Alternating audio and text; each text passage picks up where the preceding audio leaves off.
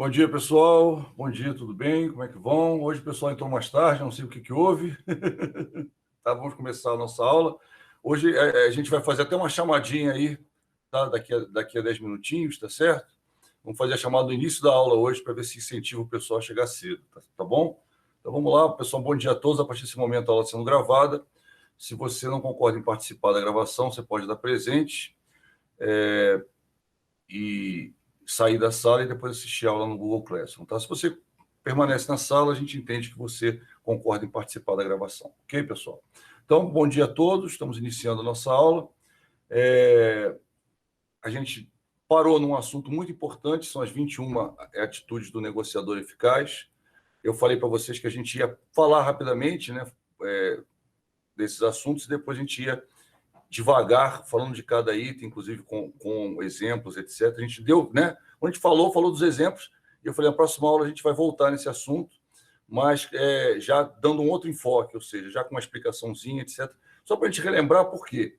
Várias estratégias, várias formas de atuação, né? Elas partem desses princípios, dessas 21 atitudes do negociador eficaz que a gente viu na aula passada, tá? Então, só para a gente relembrar rapidamente, tá? Antes de a gente entrar num assunto extremamente importante, a gente viu a primeira, né, que todo o negociador tem que ter uma conduta ética. Por quê? Para inspirar confiança na outra parte, no outro negociador. Para isso, ele tem que ser coerente, tem que respeitar o próximo, tem que ter intenções claras, né? E aquela história, a questão da ética é fundamental para você estabelecer uma reputação como negociador. Essa reputação é muito importante. Eu até comentei com vocês, né, que eu até volto a dizer, muita gente quer fazer coisas grandiosas e acaba não fazendo nada, né? E a gente, se seguir, fizer a nossa parte, com certeza, coisas boas acontecem para a gente, né? Então, eu contei para vocês que eu fui negociador, trabalhei bastante tempo naquela empresa lá, que eu trabalhei 30 anos, né? E aí, qual foi a minha surpresa? Quando a empresa ficou numa situação difícil, com relação a uma aquisição que ela tinha feito, eu e um outro colega fomos chamados, a gente se conhecia, inclusive trabalhou no mesmo lugar. Então, quer dizer, eu e outro colega fomos chamados para defender a empresa perante o CAD, né, que é o Conselho Administrativo de Defesa Econômica. Então, quer dizer, a gente ficou muito feliz, porque é uma honra, 114 mil funcionários na época, dois funcionários foram chamados para defender a empresa, e eu fui um dos dois, né? Então, fiquei muito feliz com isso. E por quê? Porque eu sempre me pautei por ter uma conduta ética, né? Em tudo que eu faço. A ideia é, né, agir com honestidade, agir com sinceridade, com transparência naquilo que é possível, né? Claro que o gestor tem essa questão, né? Tem coisa que ele sabe e não pode falar, da mesma forma o negociador. Tem coisa que é melhor, às vezes, algum detalhe que é bom você não falar, mas nunca mentir, nunca fingir, nunca tentar falar algo que realmente não é verdade, tá? Então, a questão da conduta ética, como a gente já falou, a questão do ter autoconhecimento, que é muito importante você saber as suas limitações, saber onde você pode, o que você pode fazer, o que você não pode fazer. A gente até já deu o exemplo do Sun Tzu aí, da arte da guerra, então não vou repetir. Mas, além do ter o autoconhecimento, é muito importante você conhecer outra parte também, né? Para conhecer outra parte, existem várias táticas, a gente vai falar de algumas depois, mais adiante, mas o principal é você tentar ver com pessoas que já negociaram com aquela pessoa, com aquela empresa, né? E a forma de negociar, por quê? Que a ideia é, algumas estratégias são mais apropriadas para determinadas situações, para determinadas pessoas, do que outras.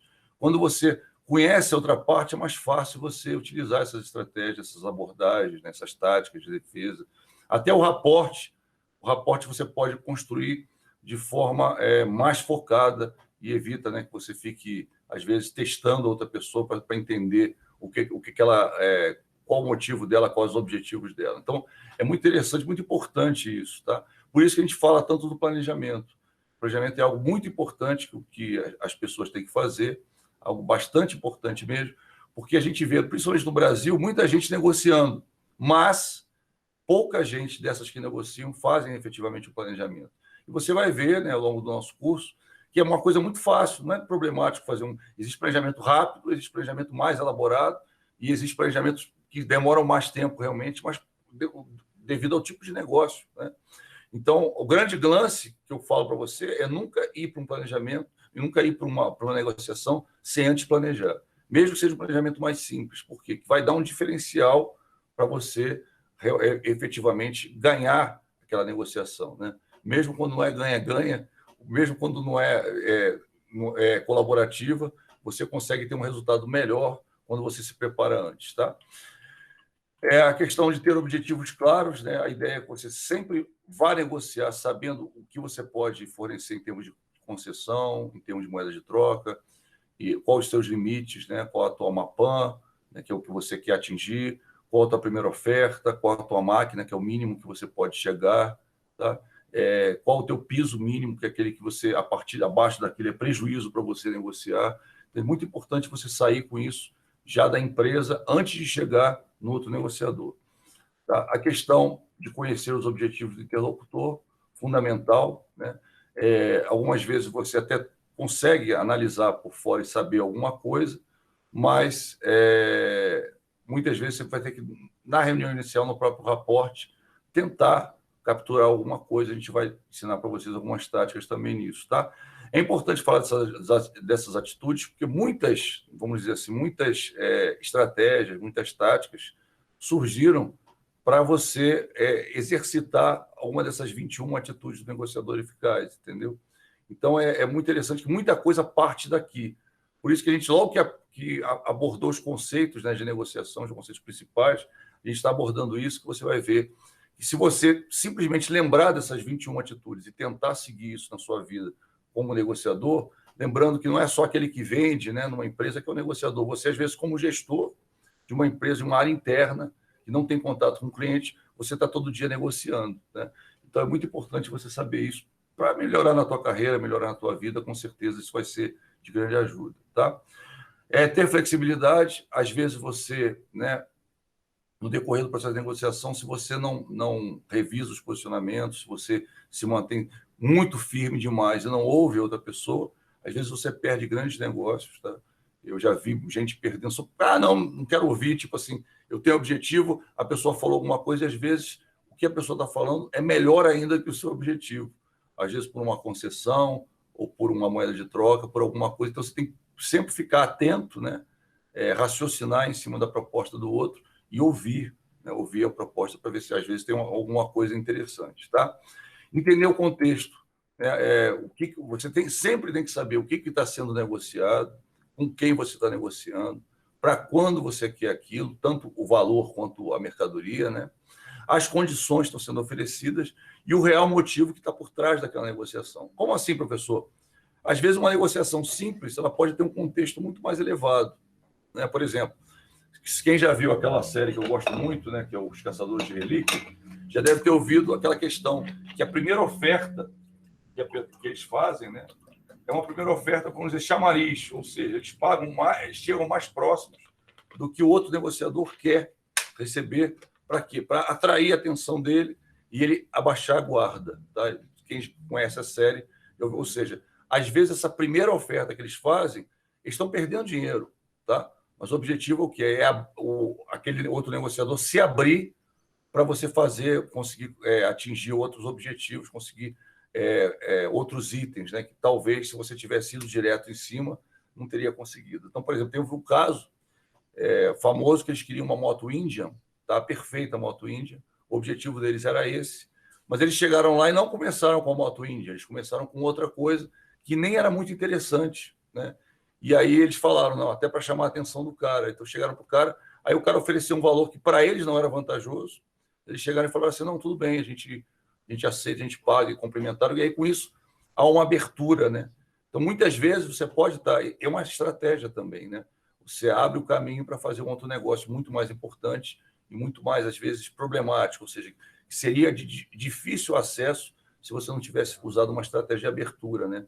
Então, a ideia é saber o real motivo da negociação é muito importante, tá? Entender o que não foi falado.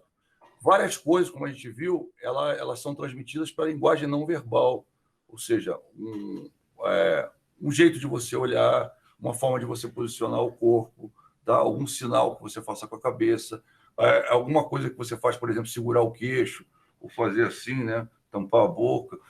Determinadas coisas, determinados sinais que a gente faz, e você vai ver ao longo da disciplina, eles acabam entregando tá? Algumas atitudes nossas. Qual é a vantagem de você saber isso? Primeiro, para você reconhecer isso nos outros. Mas o principal é você não usar isso, né? É aprender a fazer poker face na hora que você vai negociar. Como assim, professor, poker face? Poker face é aquela cara de jogador de poker, né? Que o cara olha para a cara e não consegue dizer se o cara está com as cartas boas, se está com as cartas ruins, como é que o cara está, né?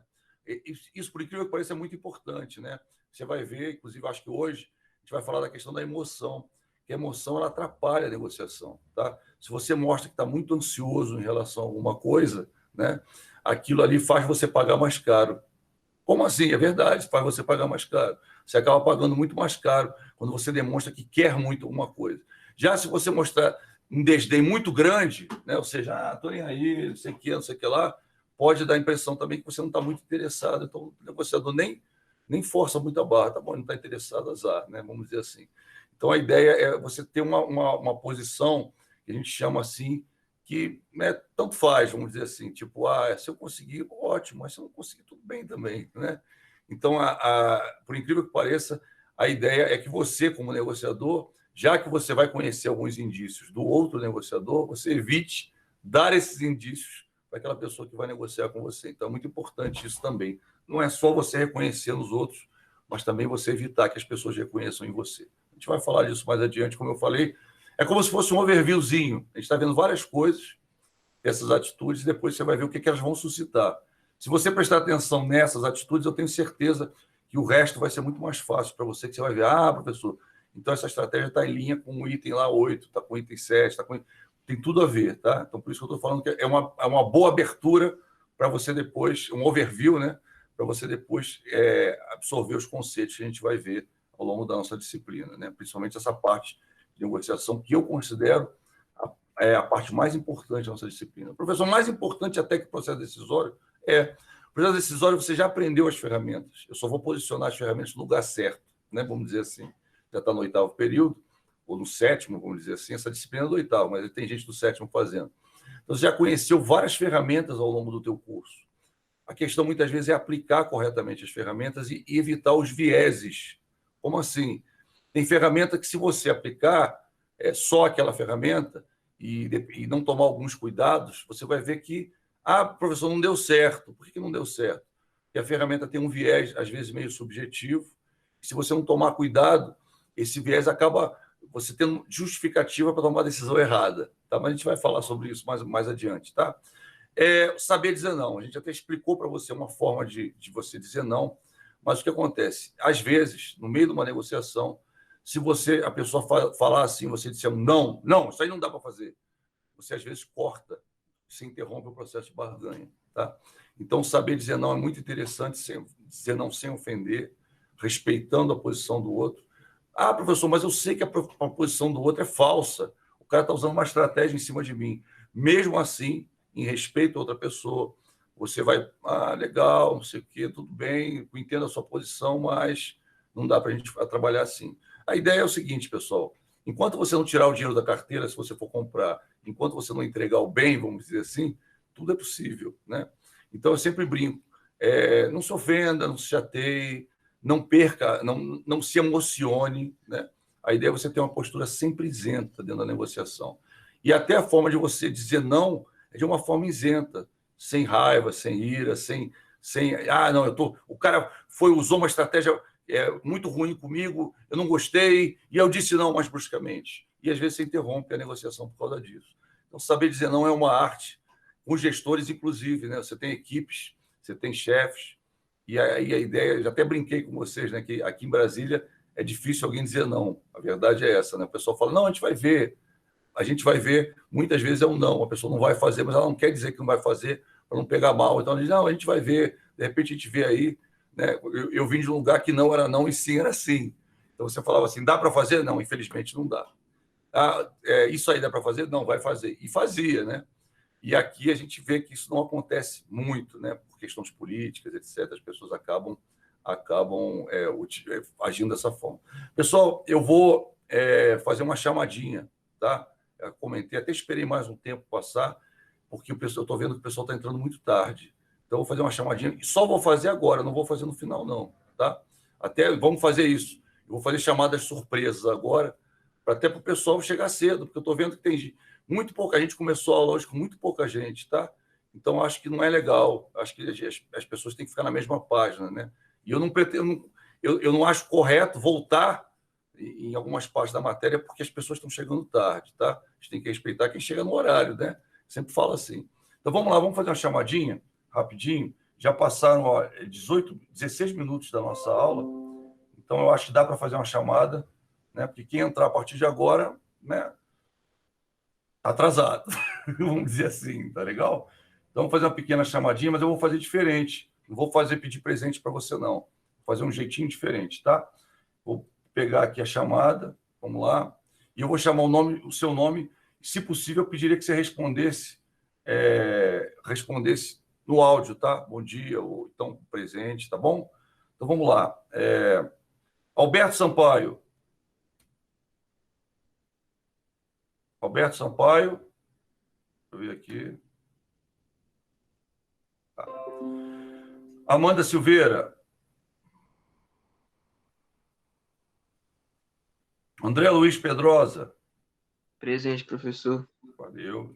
Eu vou dar participação para você também, já que a gente está fazendo a primeira vez, né? Então, acho que é a segunda vez que eu faço, não sei se, mas acho que no início foi a primeira vez, né? Eu fiz isso com a sala da noite também, da mesma coisa, né? Como vamos dizer assim, eu tenho uma filosofia, você está no final do curso, né? Eu pego mais leve, mas aí o que acontece? Tem gente que fica pegando mais leve, o pessoal também abusa, né? Então, né, vamos ficar todo mundo junto na mesma página, que é melhor. Carolina Piassi. Perdão, Ana Carolina Pacheco. Está aí, Ana Carolina? Não. Carolina Piassi. Está aí? Não. Eduarda, está aí? Não. Elvis, está aí? Não. Flávia? Estou aqui, presente. Bom dia. Bom dia, tudo jóia? Bom dia. Gabriel Maia? Gabriela Costa? Gabriela Costa? Guilherme Nascimento? Presente, professor. Opa, obrigado, Guilherme. Ibrahim?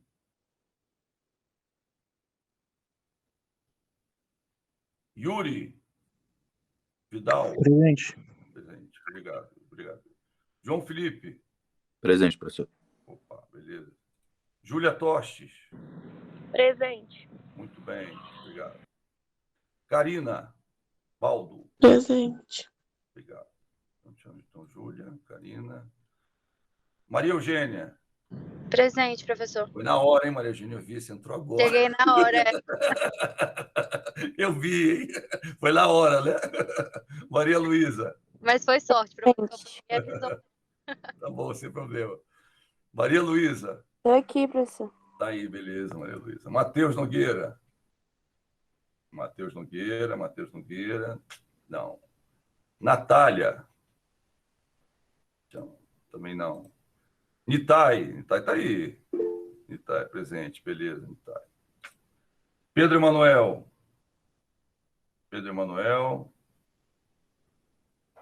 Rafaela Costa? Tá vendo quanta gente não chegou ainda? Rodrigo Pelle? Presente, professor. Bom dia. Bom dia. Tiago Clemente? Tiago Teles?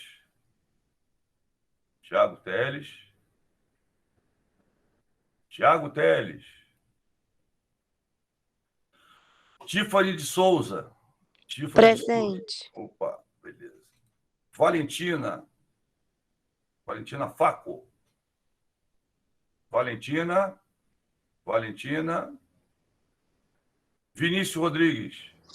Presente. Beleza, Vinícius. Vitor Borba? E o Luiz Felipe?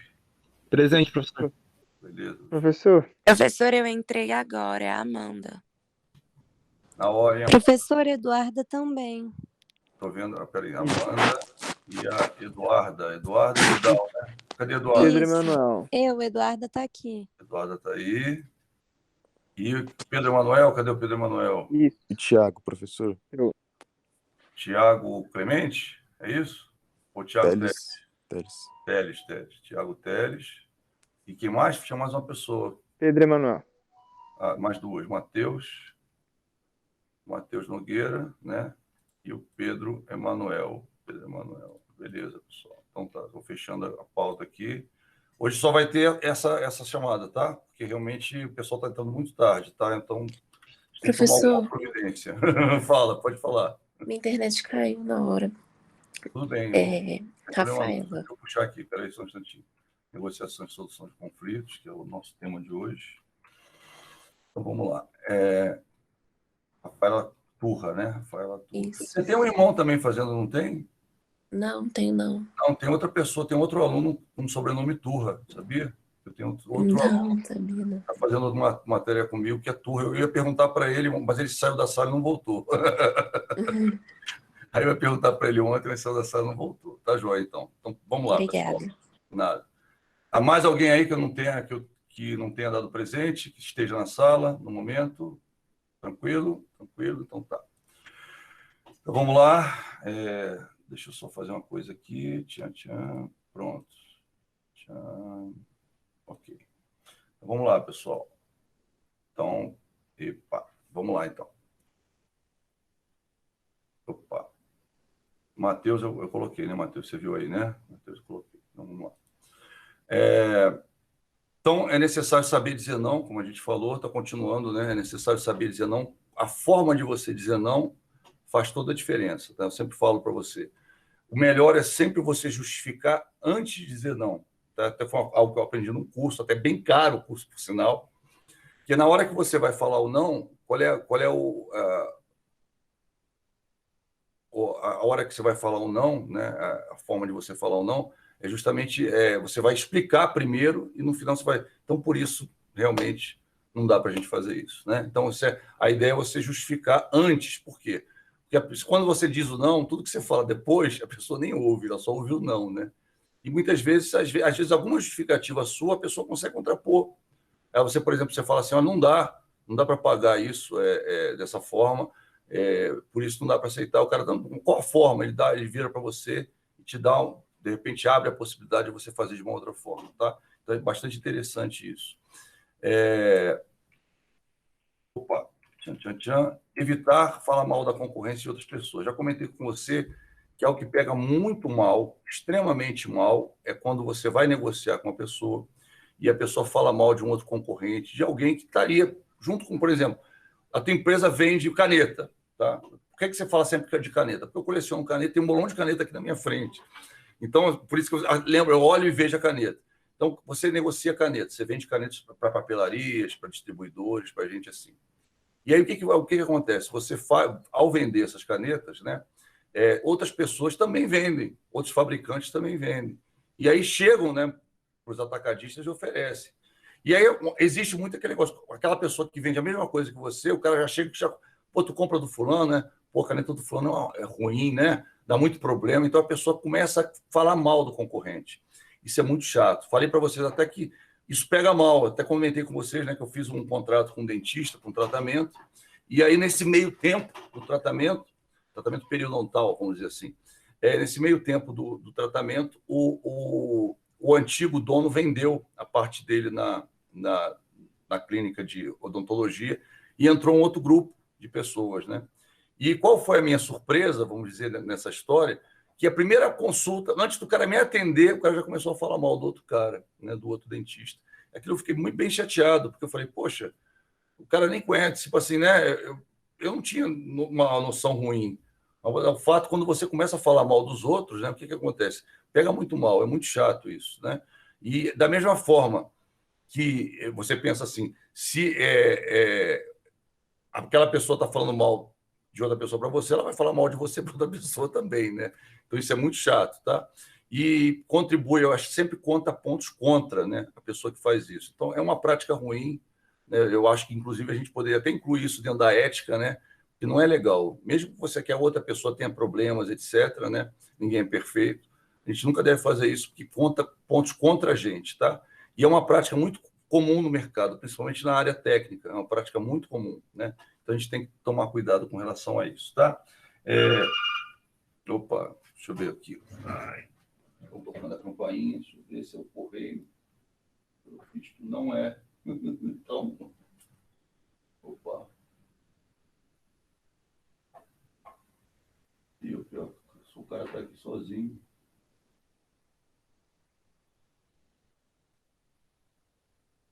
Pessoal, acho que eu vou ter que parar para ir lá atender, porque... Só um instantinho, tá, pessoal? Rapidinho, já volto. Só um instantinho, tá? Bem rápido.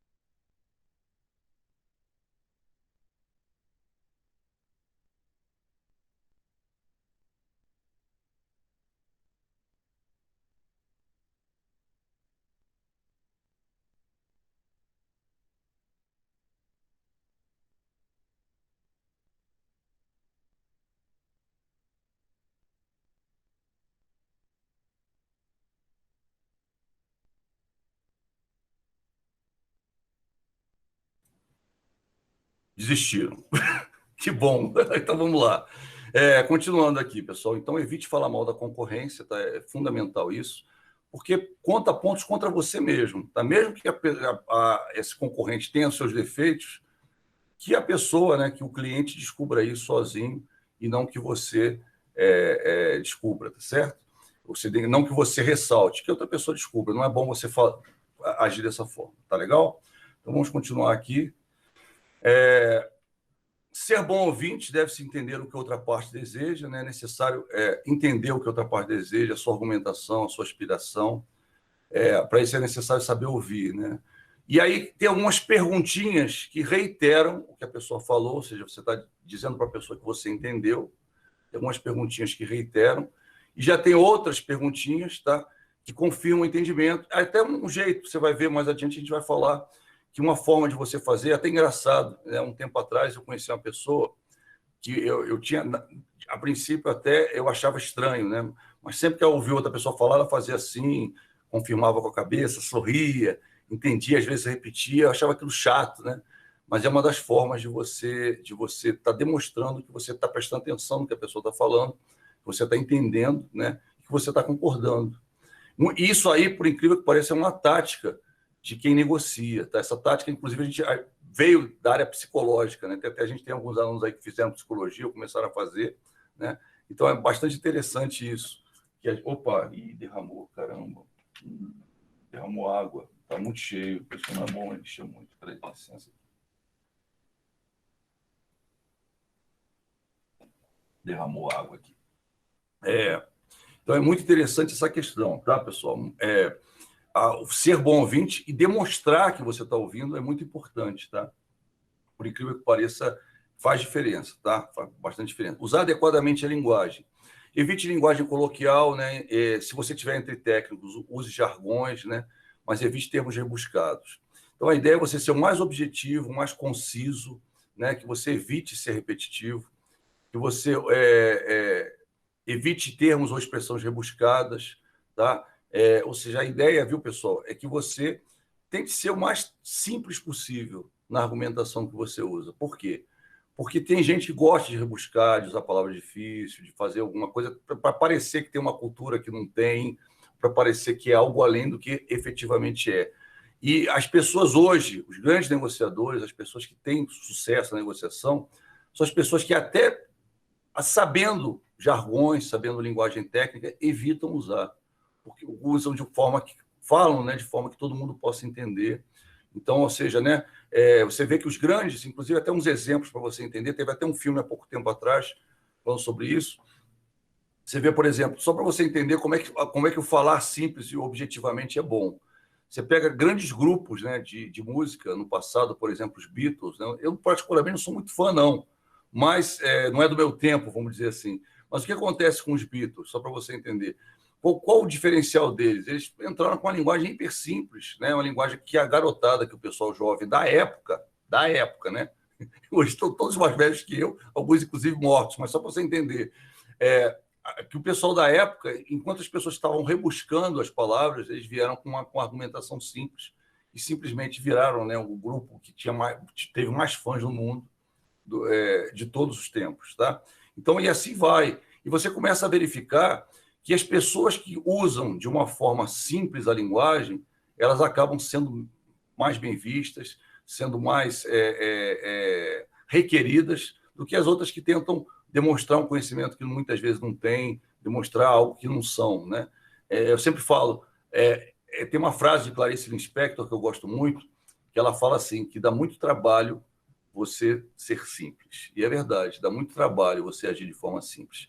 Porque a ideia é que você, para todas as pessoas que você fale, você consiga falar de uma forma que todo mundo entenda, que todo mundo reconheça, que saiba o que você está querendo dizer com aquilo. Isso é uma arte, tá? A gente adquire com o tempo, vamos dizer assim. Por mais, às vezes você acha que sabe, mas na verdade não sabe, tá? A verdade é essa.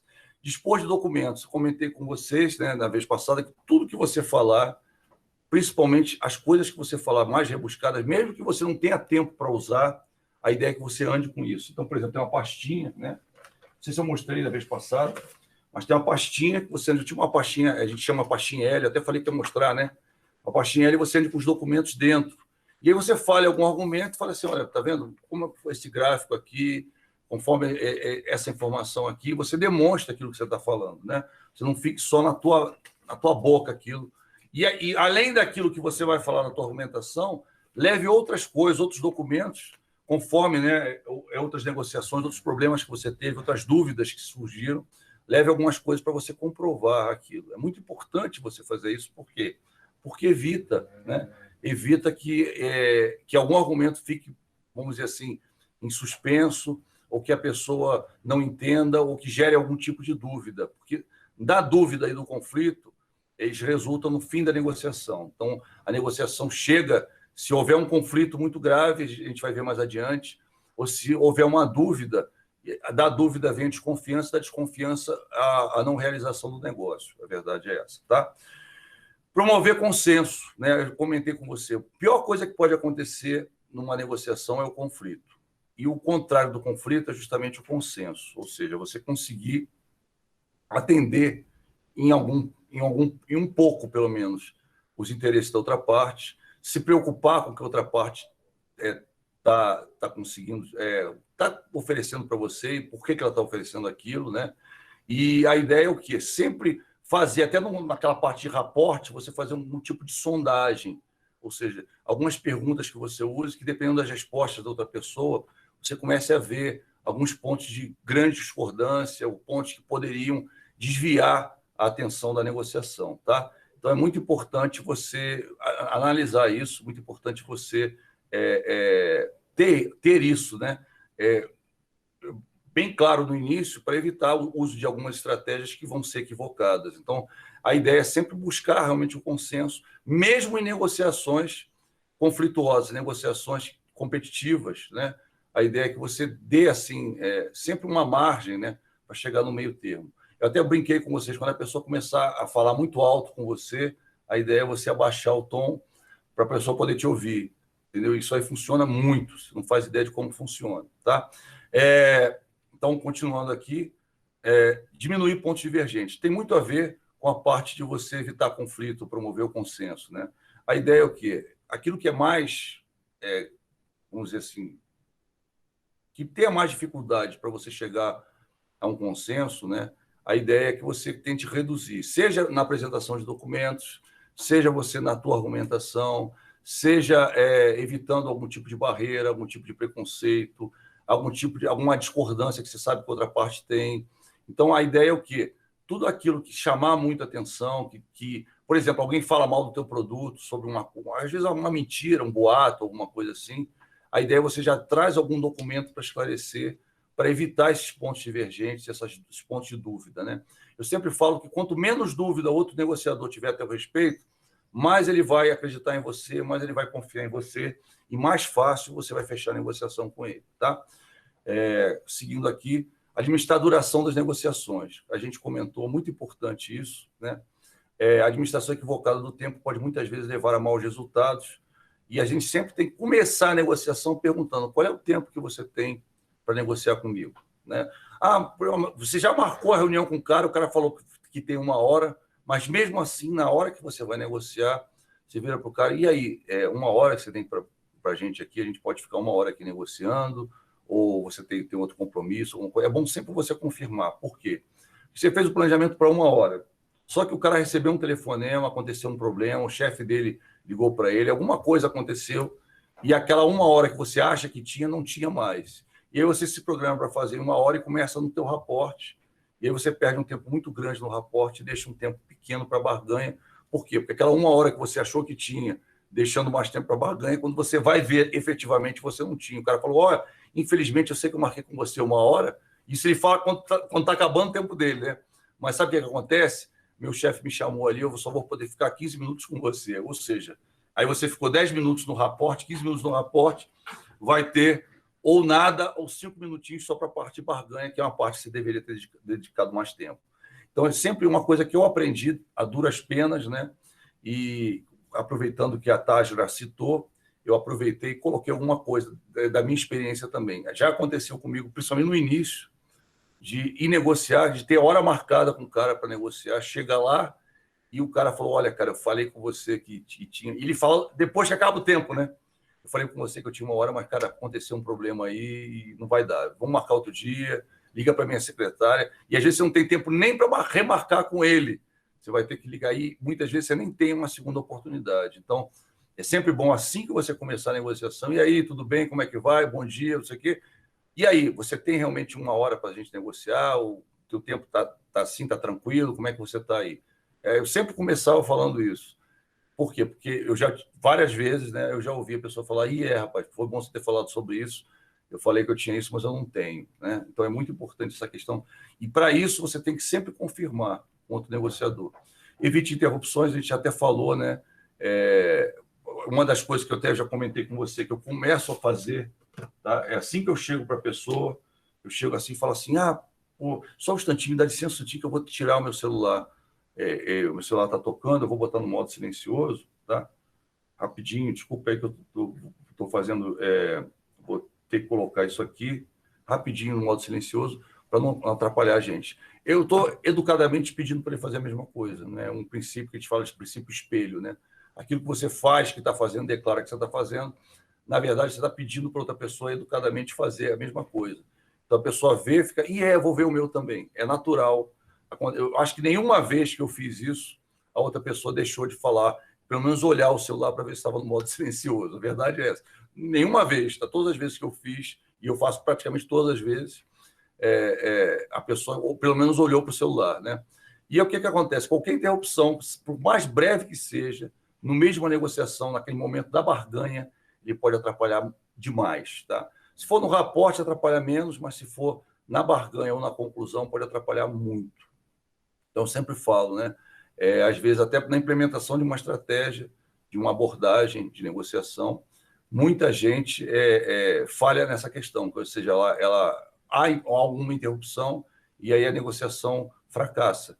Porque na hora que interrompe, o cara pensa em outra coisa, ou então a outra pessoa você tem que voltar a explicar o teu argumento, e aí a pessoa começa a entender de outra forma, ou por causa da interrupção, ela desliga daquilo e liga em outra coisa. E aí, quer dizer, então tudo, né? Isso é muito importante, tá, pessoal? Até para você ter um bom resultado, a ideia é que você evite interrupções. Mesmo no restaurante isso é fácil? Acho que eu comentei com você que eu fui para um restaurante super badalado, que tinha uma movimentação muito grande, e eu mesmo assim escolhi uma mesa no canto, mesmo assim eu virei para o garçom e falei que a gente chamava ele porque a gente ia negociar. Então, quer dizer, em qualquer lugar que seja, aí às vezes você vai negociar, o cara fala, vamos negociar na minha mesa de trabalho. Você fala, você não tem uma sala? É legal a gente negociar numa sala, se você num ambiente de trabalho, vão ter interrupções, acho melhor a gente poder ir para uma sala para negociar com mais calma, né? E aí ninguém vai considerar isso mal, tá? Você está zelando pela negociação e dando importância para aquele momento de negociação. E, às vezes, isso é fundamental para você fechar um bom negócio, ter um bom resultado. Tá? Considerar o ambiente que ocorre, já comentei com você que a ideia é que a sua mesa, a parede atrás de você, tudo aquilo transpire, de alguma forma, a teu favor. Então, se a pessoa for negociar for negociar com você, a ideia é que você escolha um horário mais agradável. Por exemplo, evite marcar 7h40 da manhã, 7h30, 7h10, né? 7 horas da manhã, por quê? Porque a outra pessoa pode estar com sono, ela pode estar, né pessoal? Pessoal, verdade. Então, pode acontecer isso e a outra pessoa estar, né, não estar bem, né, ou não está 100%, e aí, por conta disso, ela vai tomar mais cuidado, ela não vai prestar muita atenção, a verdade é essa, né?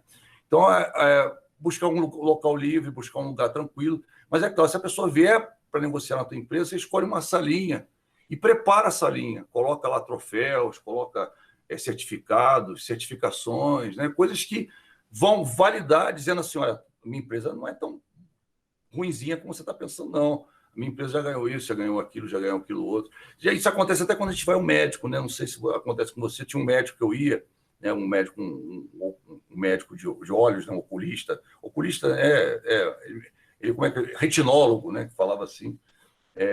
Eu achei que eu tinha um problema, mas graças a Deus não tinha. E aí eu cheguei lá para a primeira consulta, sentei na mesa dele, estava cheio de diploma da Itália, diploma disso, diploma daquilo.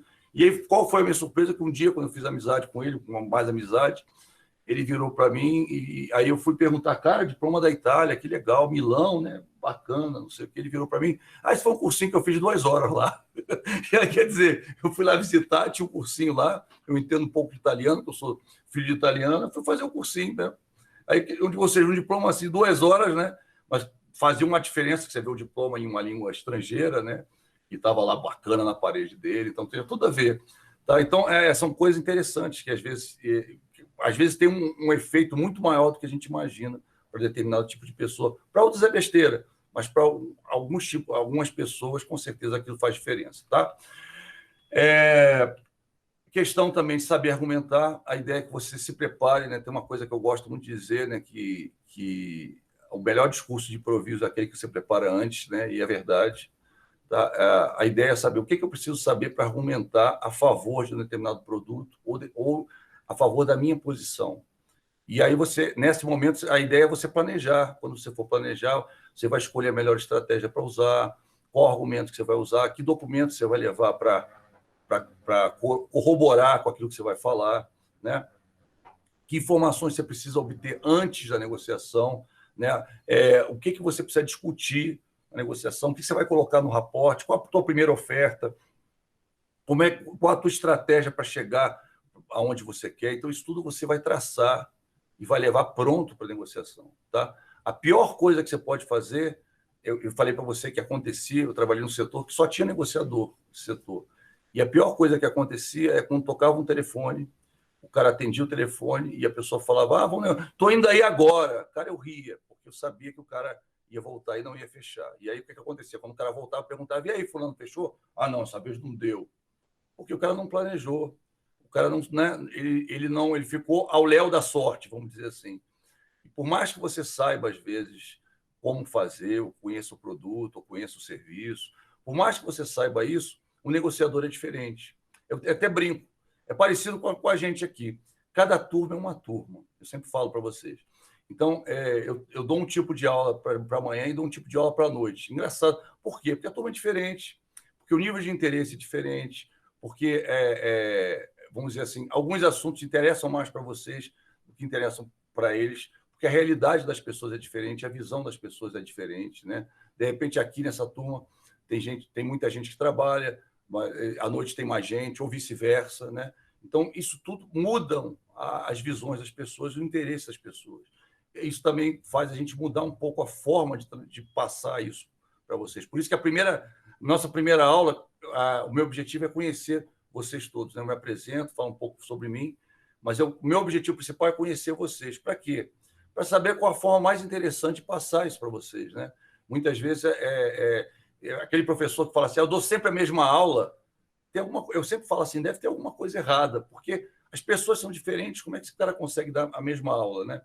Você pode dar a matéria igual, a ementa igual, mas a forma de você dar a aula muda. Eu já mudei slide, tá? Tem turma, por exemplo, na turma de vocês mesmo, vocês têm, até o momento, vocês viram 2 slides diferentes dos slides que o pessoal da turma da noite viu. Para quê? Para deixar determinados assuntos mais claros para vocês, e para eles eu achei que não precisava aquele assunto. E outro caso, né? Determinado assunto que eu deixei mais claro para eles, e eu vou tocar nesse assunto mais adiante para vocês, até para vocês formarem uma base de conhecimento mais importante com relação a isso. Por quê? Por que foi diferente? Porque vocês são pessoas diferentes. que vocês têm uma, vamos dizer, tem uma visão e o pessoal da noite tem outra, né? Então, a forma de você abordar, ela tem que ser um pouco diferente, não pode ser exatamente igual, entendeu?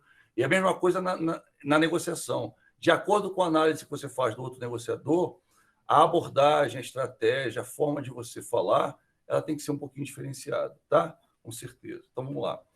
Não se desculpe no início. Falei para vocês na aula passada, né? Até vou trazer aqui. A pior coisa que pode acontecer é você chegar lá e falar, poxa, me desculpe, eu não estou preparado, vim aqui, você está preparado. Não vá. Não vá. Se for o caso, não vá. Se você precisar falar isso, não vá. Liga para o cara e fala, eu queria remarcar com você, porque eu não consegui fazer o que eu preciso fazer para me sentir seguro para conversar com você. Vamos marcar outro dia, entendeu? Eu queria analisar um pouco o teu caso antes da gente ir, até para oferecer uma coisa melhor para você, uma condição melhor. Aí o cara vai entender e vai falar, não, tudo bem, vamos remarcar. Tá? A pior coisa que você pode... Até tem a primeira frase é essa, nem sempre desculpas é um sinal de educação. Às vezes, ao pedir desculpas, você está sendo até orgulhoso, ou até, por exemplo, aquele cara, né, quer fazer sempre o melhor discurso, aí naquele dia ele está com um pouco de sono, fala assim, você me desculpe hoje, mas eu estou com sono. Né? Às vezes, tudo bem, casa, mas às vezes não. Tá? Às vezes, não. Quando você está numa negociação, você está com sono, fique em casa. Entendeu? Está com sono, fique em casa. Está com sono, ou seja, não dá para você fazer determinadas coisas, né, sem estar preparado. Tá? A mesma coisa a negociação. A pior coisa, inclusive, é uma estratégia, tá? É a pessoa chegar assim e falar assim, olha, eu não entendi nada, olha, eu estou aqui porque o fulano não pôde vir, eu vim no lugar dele. Isso é uma estratégia. Às vezes manda um laranja, né, que a gente chama, manda um laranjinha, que o objetivo do laranjinha é o quê? Ele já disse que ele não vai fechar. Então, ele ouve toda a tua argumentação, ouve todos os teus objetivos, ouve tudo que é importante para a negociação e ele traz para o cara, para o negociador. Aí o negociador vê se vai bater ou não. Isso acontece muito em empresas muito grandes, quando o negociador é muito requisitado, ele manda um laranjinha. Aí o laranjinha ele não vai fechar com você. Então, você vai perder teu tempo, só vai jogar a conversa fora e vai dar as informações que ele quer. E aí ele já sabe tudo a teu respeito, você não sabe nada a respeito do outro negociador, porque ele não foi. Então, quando ele entra na mesa com você para negociar, ele já tem uma vantagem. Né? Ele não está no mesmo nível que você, ele está com um nível acima, por quê? Ele já sabe teus limites, já sabe tudo a teu respeito. Que o laranjinha já contou para ele e não fechou. Chegou na hora de fechar e falou, pois é, cara, infelizmente, como eu falei no início, eu não sou a melhor pessoa para negociar com você. Vamos fazer o seguinte, eu vou levar essas tuas condições lá para o fulano e ele vai remarcar uma reunião com você. Então, o que eu fazia? Quando a pessoa chegava e já começava a falar assim, porque eu não sou a melhor pessoa para fazer isso, eu não sou... Eu já virava para a pessoa e falava assim, pois é, então vamos fazer o seguinte, eu agradeço você ter vindo, foi muito bom você ter vindo, obrigado, né? Você demonstrou um respeito, né, por a gente ter marcado um compromisso com a sua empresa, mas eu prefiro remarcar com fulano, porque a gente vai entrar em alguns assuntos aqui e realmente eu precisava de uma posição final. Então, talvez com você eu não consiga essa posição, né? Você falou que não está preparado. Então, eu vou remarcar com o fulano. Não tem problema não, tá? Avisa para ele, agradece ele por você ter vindo, mas infelizmente tá? Não dá para a gente negociar assim. Então, quer dizer, já fiz isso, tá? E o que acontece? A pessoa deve ter visto e furou. Essa estratégia já era. Porque isso é uma estratégia, a gente vai ver mais adiante. É uma estratégia para você obter informações e negociar com aquele negociador ou com outro, tá? A gente vai ver isso. Então, e até com a questão de atraso. Né? O atraso eu comentei na aula passada. Né? Quando você for atrasar, liga. Né? Quando estiver quase batendo o horário, liga e fala assim, olha, cara, eu estou aqui no meio do trânsito, eu estou indo... Já se desculpa antes de chegar, para que na hora que o cara encontrar com você, você não fique em posição de inferioridade, você fique no mesmo nível que ele. Tá? Isso é muito importante. Porque quando a pessoa se coloca na posição de inferioridade, o outro negociador muitas vezes abusa disso. Pô, você chegou até atrasado, cara, pô, você quer, você não quer aceitar a minha proposta, então ele usa aquilo até como argumento, tá? Anotar comentários. Comentei com vocês, até mostrei, né, o meu bloquinho, já mostrei para um bloquinho para vocês, que eu tenho meu bloquinho de anotações aqui, pode estar ao contrário. E está bem anotado, tá vendo? Não sei se dá para você ver daí, mas está cheio de anotações, porque eu já fiz várias negociações, faço até hoje. Fica perto do telefone, eu venho, abro o computador e anoto. Quando eu vou pessoalmente, a mesma coisa, eu levo meu bloquinho. Tá? Qual a finalidade do bloquinho? Anotar os pontos as propostas do outro, tá? Eu anoto isso tudo, anoto a questão, quais os pontos dificultosos, pontos nefrálgicos, pontos chaves, né, da negociação, as argumentações do outro, ou seja, às vezes alguns aspectos da argumentação que eu poderia contrapor, né, às vezes num segundo momento, e as coisas importantes. E também o nome do negociador, a data que eu estou negociando e a empresa. Por que é importante isso? Porque se eu não fechar com ele, eu posso partir daquilo tudo que eu anotei com um segundo negociador. Então, por exemplo, digamos que os 2 vendedores de caneta, lembra do exemplo que eu dei para você? Então, eu falei com o primeiro vendedor de caneta e a caneta que eu quero custa lá R$50, a caneta que eu quero. E ele falou, não, eu só posso vender por 60. E deu lá o preço dele, 60 é o preço dele. O que eu vou fazer? Eu vou para o outro negociador. Quando o outro negociador começar, essa caneta é 100, eu falo, olha, cara, eu já tenho uma proposta do fulano, aí abro lá, ó, já tenho uma proposta do fulano de tal data, tá? De R$60 na caneta e eu não fechei. Então, quer dizer, se você conseguir fechar por 40, e na verdade eu queria chegar a 50, né? Aí eu fecho com você. Aí o cara, não, 40 não dá, mas de repente 55, pô, cara, aí você fala, ó, nem eu nem você, então, tá? Podemos fechar 50? Podemos. Pronto, você conseguiu atingir o preço que você queria e você já partiu de um patamar baixo que o cara viu, pô, se ele não fechou com 60, não adianta eu dar uma proposta acima de 60 porque ele não vai fechar. Eu vou perder meu tempo e vou perder o tempo dele. Se o cara não conseguir dar, beleza, vai embora sem negociação. Ele já sacou que você já fez isso com o outro, né? Então, isso é um argumento de pressão. Por incrível que pareça, pessoal, funciona muito bem.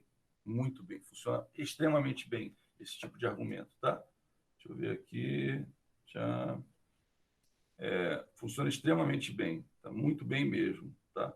É um argumento assim que é útil, muito útil. Conflito. Comecei a conversar com você sobre o conflito, tá? O conflito, né? Eu acho que não sei se eu fiz esse gráfico para vocês, se eu não fiz, eu vou fazer agora. Uma universidade americana, ela foi fazer uma pesquisa com vários negociadores, tá? E aí essa pesquisa com vários negociadores, eles começaram a analisar processos de negociação entre empresas que faziam isso com frequência e processos grandes de negociação, negociações bem nefrálgicas, a maioria competitivas, tá? E aí praticamente todas competitivas. E eles começaram a ver que assim que você começa a negociar, o nível de tensão ele vai subindo. E as negociações que normalmente, quando esse nível não cai, a negociação terminava em 0-0, ou seja, ninguém fechava o acordo, tá? Já por outro lado, as negociações que chegavam até determinado nível de tensão, às vezes até acima dele, tá? Mas elas começaram a decair, ou seja, as pessoas começavam a ter propostas mais adequadas, ou seja, as pessoas começaram a ceder, ter um pouco de flexibilidade, aceitar, dar uma concessão da moeda de troca, ou seja, você ter a demonstração do interesse de chegar a um acordo, tá? O nível de tensão começava a cair e, em determinado ponto, fechava a negociação, tá? Então, eles começaram a observar isso, começaram a ver que isso aí era uma constante de quase todas as negociações, principalmente as negociações competitivas, então, porque a colaborativa, o nível de tensão não sobe muito, fica bem baixinho. Mas nas competitivas, o que acontecia? Quando o nível de tensão subia muito e não descia, ela acabava em 0-0. Todos os dois lados perdiam. Então, apesar do conflito fazer parte diariamente das nossas vidas, por quê? Porque você tem uma opinião, eu tenho outra.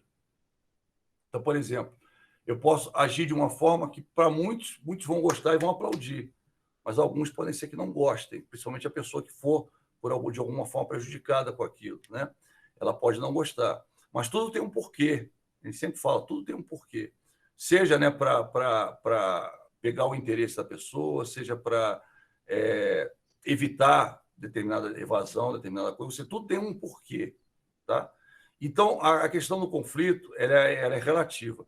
Você já deve ter ouvido ao longo do seu curso que o conflito é algo salutar, que é algo que faz bem, que numa divisão, num departamento, o conflito faz as pessoas crescerem. Tem uma frase que eu gosto muito, né, que fala assim, os amigos te alegram, mas os inimigos fazem você crescer. E é uma frase que é verdadeira, tá? Na minha vida foi, tenho certeza que na sua já deve ter sido isso também. Quando você tem um inimigo, tem alguém que você sabe que está querendo te prejudicar, é a hora que você tem mais atenção, é a hora que você estuda mais, é a hora que você procura galgar novos postos, e você acaba sendo bem-sucedido por conta disso, uma situação ruim, que, claro, desconfortável, que você saiu da tua zona de conforto. Tá? Então, o conflito ele tem um lado bom, tá? Não tem um lado ruim. Mas, em negociação, ele não é tão bom assim. Tá?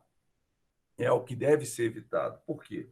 Porque o conflito faz a outra pessoa desconfiar do processo de negociação, desconfiar do que você está oferecendo, desconfiar de você como negociador, desconfiar da sua empresa, tá? Faz a pessoa ter certa raiva e não querer negociar de novo com você. Então, o conflito em negociação é o único lugar, vamos dizer, você tem outros lugares que não é legal? Tem.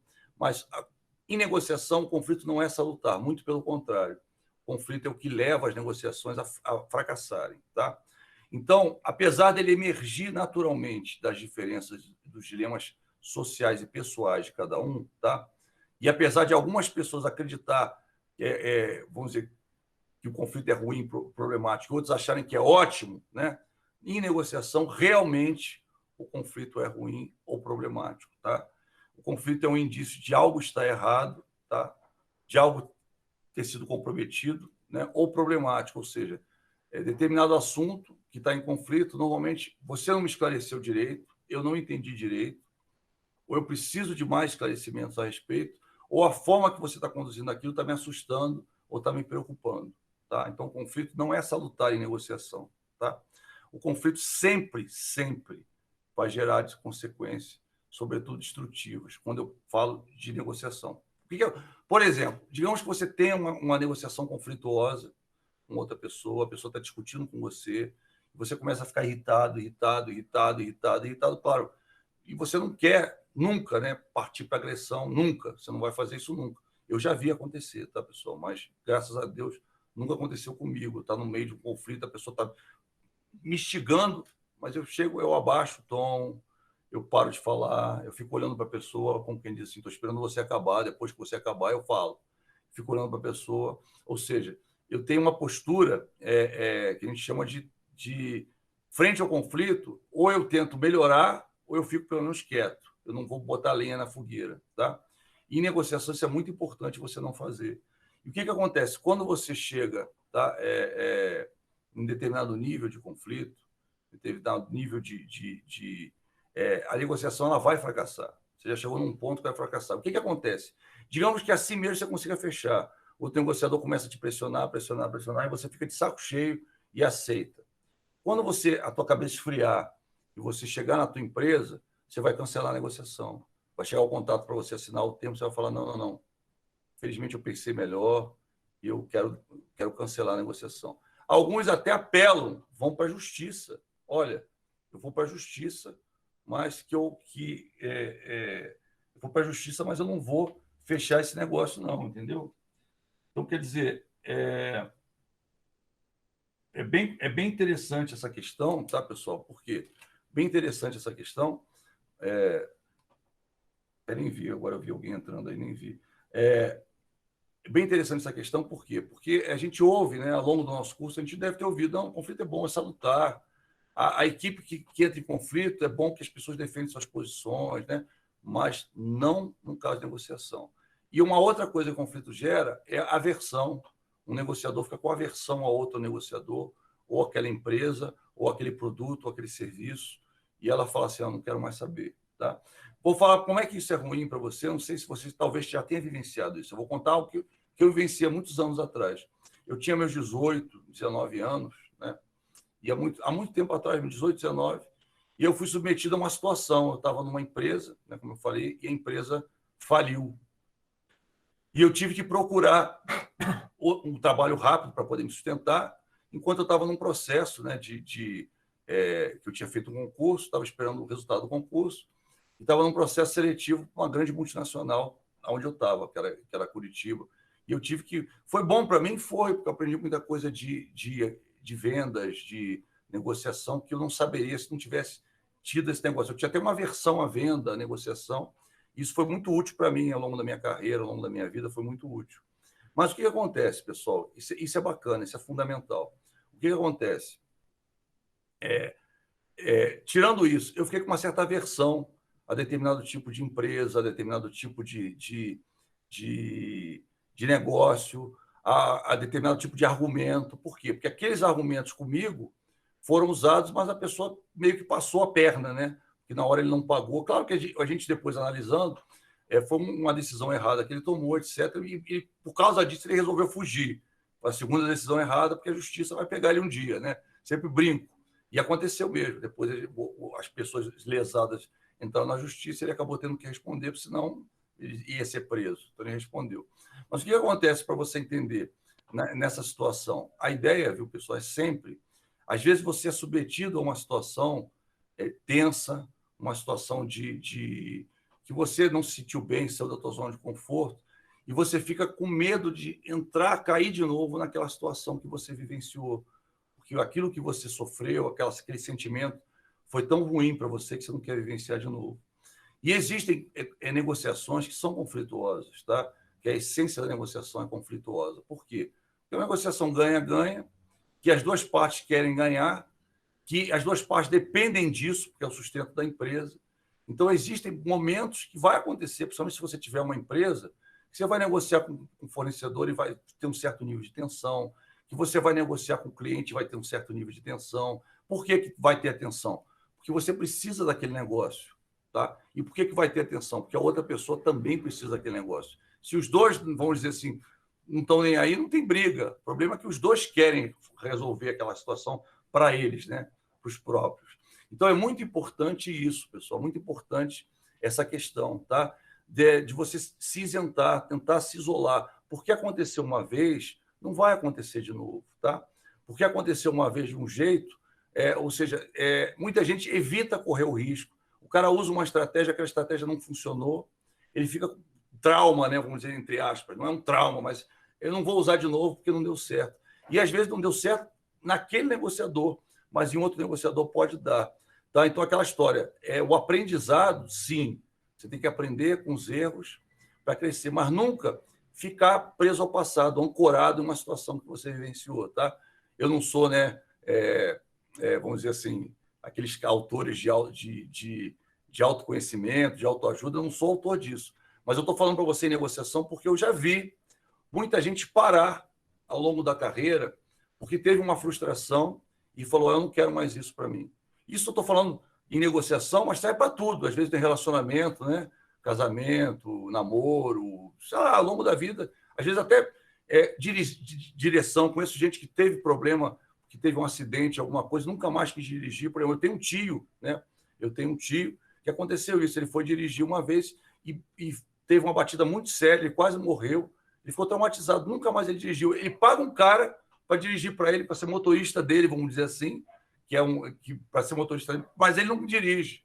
Por quê? Porque ele ficou traumatizado. E a ideia, pessoal, é o seguinte: negociação, existem algumas negociações que são conflituosas, que a sua essência é conflituosa. Por isso, o grande lance do planejamento. Você se prepara, né, para que isso não ocorra de novo. Você se prepara e fica aqui. Porque aconteceu uma vez, não vai acontecer de novo. E mesmo se acontecer de novo, não vai acontecer do mesmo jeito. Né? Quando você... aquela famosa frase, quando você atravessa um rio, se passar um tempo você atravessar o rio de novo, você mudou, você não é mais aquela mesma pessoa que atravessou o rio antes, e a água que vai passar por você não é a mesma água. Tá? Isso é muito importante porque nessa parte do conflito a gente aborda, porque o conflito leva muitas pessoas a pararem, a não evoluírem na parte de negociação. E aquela história faz parte do aprendizado. Né? Eu sempre brinco com vocês, mas é verdade. Alguns conflitos que eu passei no passado em negociação, com negociações competitivas, eu nunca mais passei de novo. Por quê? Porque eu aprendi. Então, quando a pessoa já vem com aquele tipo de argumento para mim, eu já tenho defesa. Né? Mas a primeira vez, talvez eu não tenha tido. Né? E aí, de repente, eu fiz um negócio que eu não queria fazer, ou agi de uma forma que eu não deveria ter agido. Né? Mas o que acontece? Eu aprendi. Lições aprendidas. Né? Você deve ter visto isso em projetos. A próxima vez eu não vou fazer. Isso é muito importante. Primeira coisa, isso é muito importante para deixar para você. Ou seja, não é porque aconteceu errado no passado que vai acontecer errado de novo. Tá? Não se fixe ao passado do lado negativo. Se fixe na questão do aprendizado só. Eu aprendi, não vou cometer o mesmo erro novamente. Tá? Mas, então, algumas coisas, tá? Essas coisas geram o conflito.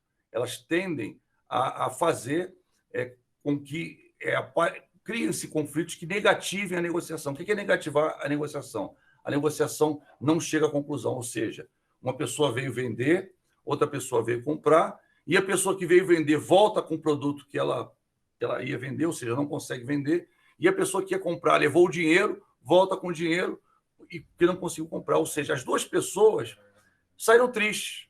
Tanto a pessoa que levou o bem para vender, quanto a pessoa que levou o dinheiro para comprar. Por quê? Porque elas não conseguiram lograr o êxito delas. Se as duas foram para aquela rodada de negociação, as duas queriam isso. Só que as duas não conseguiram chegar. Tá? Isso é muito importante. Então, vamos lá. Primeiro caso, competição. Né? Quando você tem uma competição muito acirrada, né, há uma tendência do conflito aumentar. Tá? Eu vou falar rapidamente, depois eu vou abrir cada item e falar de uma forma mais tranquila, mais explicada. E se você tiver uma dúvida, abre o teu microfone e pergunta. Tá? Inflexibilidade. O que acontece?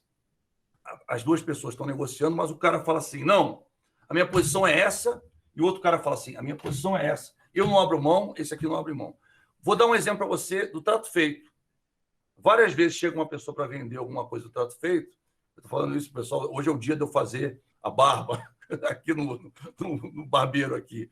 Então a barba está incomodando aqui o nariz, por isso que eu estou fazendo assim.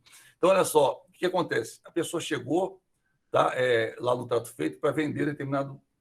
Aconteceu muito vendendo arma. O cara chegou para vender um rifle, tá? Um rifle antigo. Aí chegou lá, aí o Rick perguntou, quanto é que você quer no rifle? O cara, $10.000. Aí o Rick, meio caro. Aí ele fez a barganha dele, chegou assim e falou assim, eu ofereço $6.000 pelo rifle.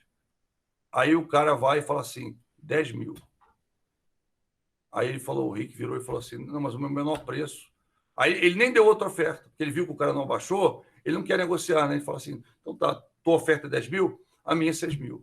Eu não saio de $6.000 e você não sai de $10.000. Então, aí ele já corta, já vira, aperta a mão do cara e fala assim, obrigado por ter vindo, obrigado pelo teu tempo, mas não vai sair negócio. Pronto. Porque o cara foi inflexível, ele não quis descer. Tá? Às vezes até o rifle valia $10.000. Tá? Mas o fato de ele não descer nada, né, disse o que para o Rick? Olha, o cara veio com um pacote fechado para mim, ele não quer negociar. Se ele não quer negociar, não tem sentido eu perder meu tempo tentando negociar com ele. Tá? É mais ou menos isso. Interpretação equivocada. A pessoa fala uma coisa e acaba interpretando de outro jeito. Às vezes a pessoa que está ouvindo, ela está com outra coisa na cabeça, ou ela está pensando em outra coisa, ou ela está vendo outra coisa. Então ela fica assim, puxa, o que aconteceu? Né? Ela interpreta de uma forma errada, então toma uma decisão por causa disso. Não dá. Então, por exemplo, vou contar o que aconteceu comigo. Eu estava negociando com um cara e a gente chegou num impasse. Tá? Ele tinha um preço e eu tinha outro preço. E aí, naquele impasse, eu comecei a usar concessão. Né? Negociei pela minha empresa e eu virei para o cara e falei assim, olha, eu ia comprar alguma coisa que ele estava vendendo. Eu virei para ele e falei assim, olha, eu posso fazer à vista. Em vez de eu pagar 30, 60, né, ou 60 em 60 dias faturado, eu posso te pagar à vista esse valor. Agora, eu só vou te pagar à vista se você me der um desconto. Você me dá um desconto? Aí o cara dou. Aí, de quanto você me dá o desconto? Aí ele virou e falou assim, eu te dou desconto de 5%. O que aconteceu? Quando ele deu desconto de 5%, aquele limite que não saía do lugar, ele veio para cá. Ou seja, ficou abaixo do que eu queria. O que eu fiz? Peguei a minha calculadora, calculei, dei um sorriso, falei, então tá, fechou. Tá? Ou seja, ele não saía do lugar, travou. E na hora que eu falei, eu vou pagar em dinheiro, o cara, né, se ele pagar em dinheiro, eu não vou ter que fazer factoring, eu vou ter 10%, 7 a 10% de desconto, então eu posso dar 5% para ele. Só que 5% era a diferença, né? Quando baixou, foi abaixo do meu limite e eu pude fechar.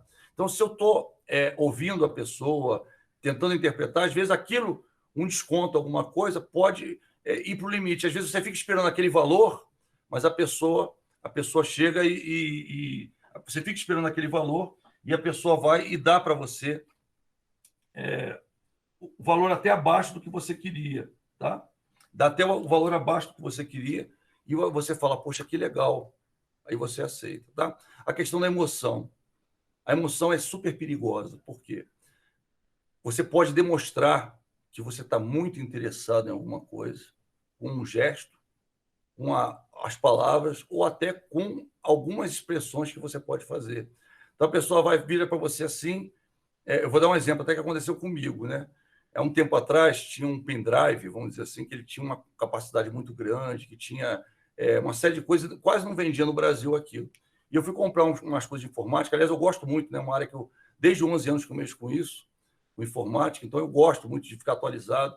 Quando eu morava no Rio de Janeiro, eu ia muito no edifício Avenida Central, que é um lugar que tem várias lojas de informática, e às vezes eu passeava lá, começava o meu sábado passeando no edifício Avenida Central para ver as novidades. Às vezes eu não comprava nada, só para ver. Né? Você vai falar, pô, professor, você é hobby, né? Hobby é hobby, você vai lá para olhar. E aí eu olhava, via as coisas, e de vez em quando eu comprava alguma coisa. Então, uma vez eu estava lá nessas situações, né? E aí a pessoa, eu fui procurar alguma coisa, perguntando de alguma coisa, e aí eu vi uma coisa estranha, falei, o que é aquilo ali? O cara falou assim, isso aqui é um pendrive especial aí, que tem uma capacidade maior. O pendrive era dourado, tinha um cordãozinho para você colocar, vinha numa caixinha de presente, bacana, parecia uma joia, né? E com uma capacidade muito maior que os outros pendrives na época, né? E aí eu sempre negocio, falei para você, já há muitos anos eu sempre negocio. Só que quando eu vi aquele pendrive, eu falei assim, cara, que legal. Acabou. Aí eu virei, a gente está vendendo, você quer? E o cara deu um preço. Pô. E eu tentei negociar com o cara, não, eu te pago tanto nele, pô, é um pendrive, cara, só é um pouquinho mais bonitinho. Ou seja, mas eu já tinha demonstrado para o cara que eu estava muito interessado naquilo. Cara, não adiantou. O que aconteceu? Eu tive que comprar, eu queria comprar, só que eu paguei o preço do cara. Eu não consegui negociar, mas a minha ficha caiu. Eu falei assim, poxa, eu demonstrei emoção para o cara. O dia a dia dele é negócio, né? É venda. Então, por exemplo, já aconteceu até no trato feito. Chegou um cara lá com um documento histórico, e aí o Rick fez assim para o documento histórico, falou, isso aí é muito importante, isso aqui. Tem poucos documentos com a assinatura desse cara, pronto. Ele pagou quanto o cara queria, tá? Às vezes, por exemplo, uma empresa está negociando com outra, a empresa quebra a máquina dela, parou a produção dela, e o cara vai negociar precisando daquela máquina urgente para substituir, porque ele tem encomenda, né? Ele chega, conta o caso. Cara, eu preciso de uma máquina urgente porque a minha máquina quebrou, eu estou sem fazer nada. O cara, é? Que bom saber, entendeu? E o cara vai e você vai pagar o preço do cara. A ideia é o quê? Você ficar meio isento, o poker face que a gente falou, né? Porque, legal, se eu conseguir fechar com você, bacana, mas se não conseguir, tudo bem também, tem outros fornecedores, não estou nem aí. Você não está dizendo isso, mas você está demonstrando isso para a pessoa. Ao demonstrar essa cara de não estou nem aí, você sempre consegue um melhor negócio. Quando você demonstra que você está muito aí, você não consegue.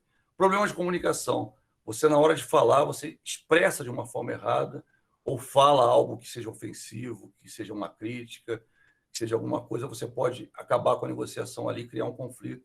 E a questão da obscuridade, você obrigatoriamente esconde alguma coisa que é muito importante para a negociação ou que é uma coisa que realmente você tem uma dificuldade, tá? Ou seja, o teu preço está alto.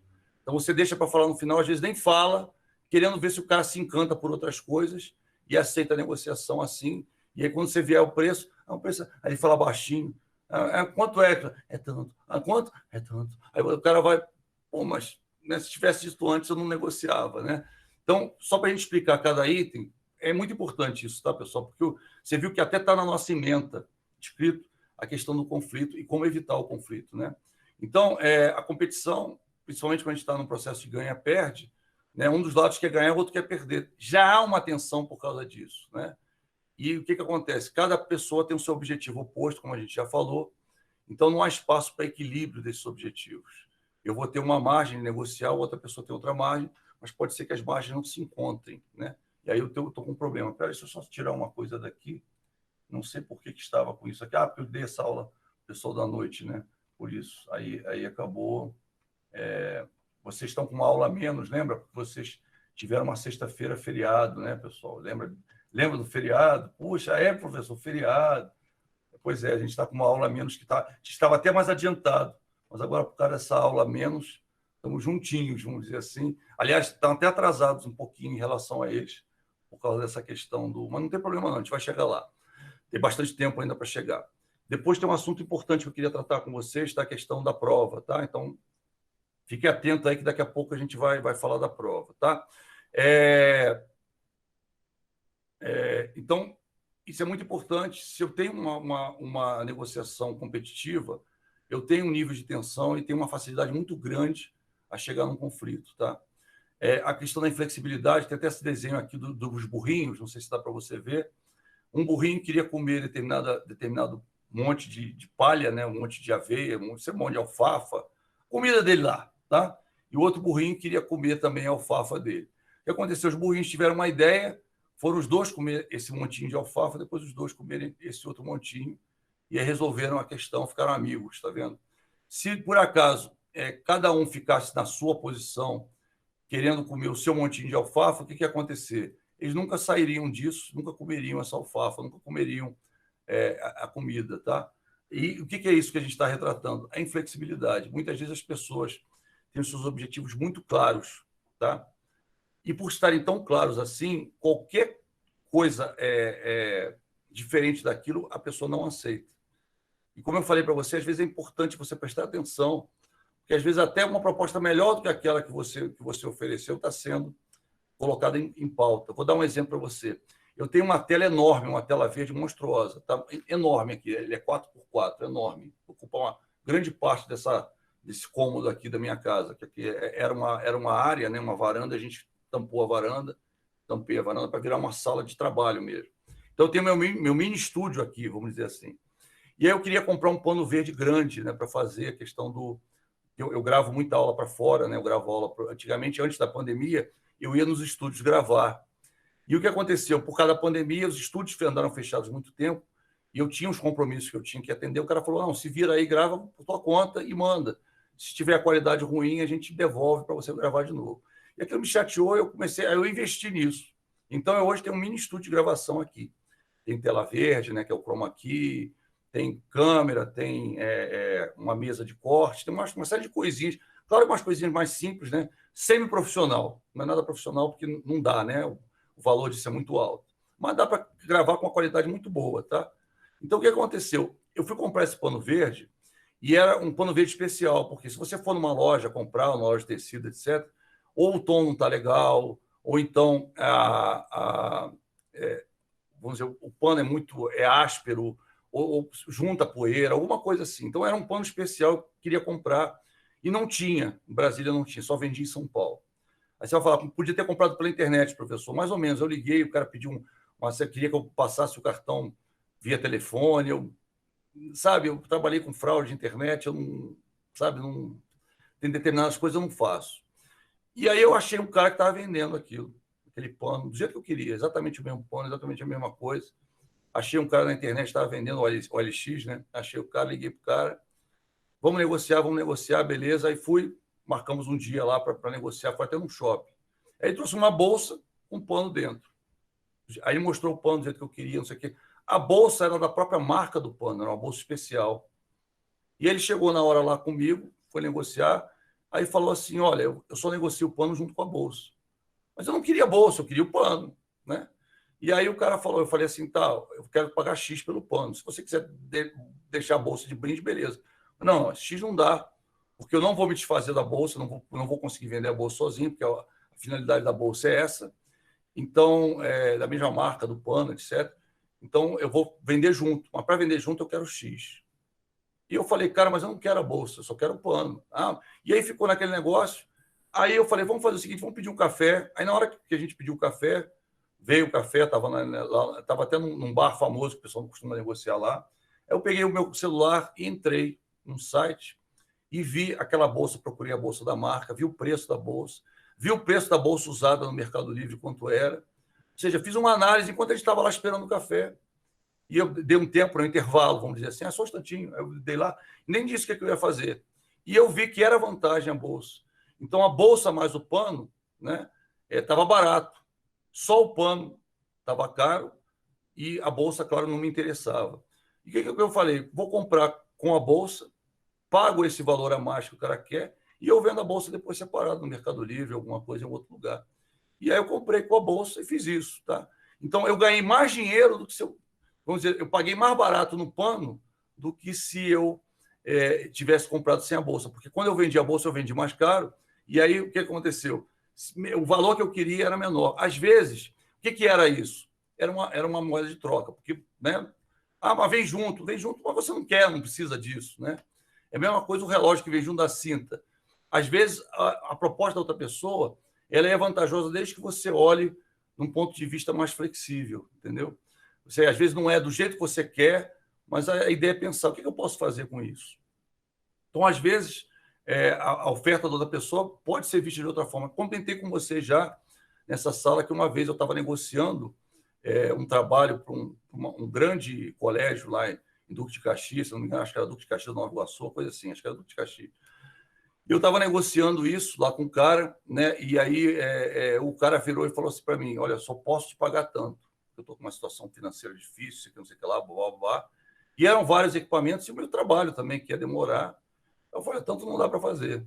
Não tem condição, não dá para fazer. Eu estava indo embora, o cara falou assim para mim, olha, meu colégio, né, tem um stand na feira de informática. Acho que eu já comentei isso aqui, não tenho certeza se eu já comentei, desculpe, né, eu vou falar mais rápido. E aí, eu tenho um stand na feira de informática, e tem 3 metros de stand que eu preciso mobiliar, preciso fazer alguma coisa, não tem uso. Então, eu vou fazer o seguinte, se você topar, eu te dou esses 3 metros de stand, 3 metros quadrados de stand, e aí você monta teu stand lá da tua empresa, põe teu banner, põe as coisas que você quer lá. Cara, tipo assim, quando ele falou isso, eu nunca tinha sequer pensado de botar um stand na feira de informática, porque eu sabia o absurdo que era de cara e a minha empresa estava começando na época. Então, eu nem pensei. Quando o cara falou isso, meu olho arregalou, mas eu fiquei assim, né? Poker face. Fiquei quieto. Ainda negociei mais um pouquinho, ainda melhorou um pouquinho a proposta, e eu acabei aceitando a moeda de troca. E foi a melhor coisa que eu fiz. Eu fiz vários negócios e tive uma visibilidade que eu jamais teria. Mas, é claro, eu paguei muito próximo de quanto o cara queria. Se eu fosse só olhar o negócio, né, em si, não foi bom, tá? Mas se eu olhar todo o processo, tudo que eu ganhei com isso, cara, foi muito barato. Porque se eu tivesse pago um stand, eu teria me estrepado, vamos dizer assim, né? Porque é um valor muito alto. Então, o fato de eu ter aceito isso, para mim, foi muito bom, deu uma visibilidade muito grande da minha empresa. Por causa disso, eu fiz vários contratos, fechei vários negócios. Então, ou seja, saiu muito barato aquilo, né? Mas por quê? Porque eu estava aberto, eu estava flexível ao ouvir. A inflexibilidade, ela causa o conflito, causa o problema e causa, muitas vezes, o fato da outra parte não querer negociar, de estar sendo inflexível, de não querer, muitas vezes, nem ouvir. Às vezes, aquela que a gente chama de ação em espelho, né? Às vezes leva uma reação igual do outro negociador. Se ele não quer negociar, não vou ser eu que vou negociar. E aí os dois ficam travados e não chegam à conclusão, ou seja, o conflito vai acabar com a negociação. A questão da interpretação equivocada, né?